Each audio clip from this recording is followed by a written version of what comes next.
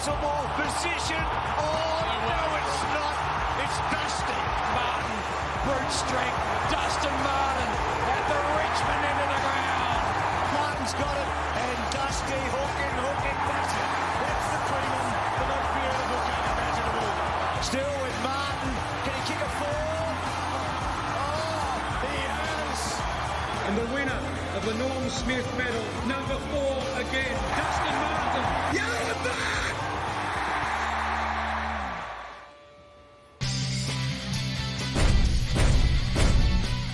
Round 6, Ross, it's going to be absolutely huge, and that man, Dustin Martin, plays his 250th. Nathan Jones also plays his 300th, so congratulations to him. But Dusty Martin, is he the greatest big-time player of all time, you think, now? Well, I think the moments, like we've got the Master and the Apprentice, so basically playing that striker role centre forward, and we can have a look at their numbers, but no one stood up when they're needed more than Dusty in grand finals and prelims. He's turned games. And I think that's the key for Petracca. The numbers are almost identical. Clearances, score involvements. Petracca's averaging a half goal a week. Disposals 28, metres gained. But what's the difference? It's going to be the quality of the opposition this week. Dusty's done it last year up the Cats on top. Dusty turned the game around. You can just see that at ground level they're going to crumb it. They take one-on-one contested marks. Is he the closest thing to him, though, Ross? To Dustin With Martin? attributes. Yeah. Power, overhead, ground level skill. But he's got to do it in the moments. And hopefully this week it's tied at three-quarter time or half-time, and Petracca stands up and takes the moment like Dusty's done. But Dusty's been a little bit quiet. Maybe he's just setting himself for this game. If Melbourne win, they go 3 games ahead of Richmond. Richmond need to win this game to still stay in touch with the top 4. Ross, I'm interested. Melbourne are flying, but you discovered something around their entries last week against Yeah, I commented on their game last week. You can have a look here, just for our viewers. Option 1, if you mark it there, you're 90% to kick the goal. Option 2, you're 10% chance to kick the goal, let alone if you crumb. If you crumb it from there, it's easy to snap it. Out here, it's almost impossible. The circle's what we're highlighted. The reason they're doing it, Melbourne, is because they're scared of Hawthorn's counter-attack. So what are they doing, though, Ross? We'll get to that. Yeah. What are they doing?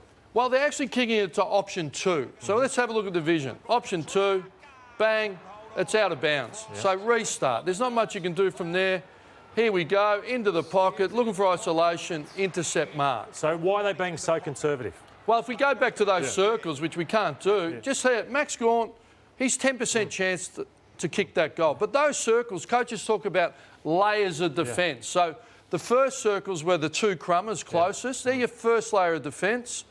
The second line of crummers, the next wave of crummers, they call it the second layer of defence. So if Hawthorn get the ball, they've got to come through those layers of players. If you go to the fat side, there's nothing there and it gets swept away. So I think they need to go to option 1 because it doesn't take out the layers of crumb.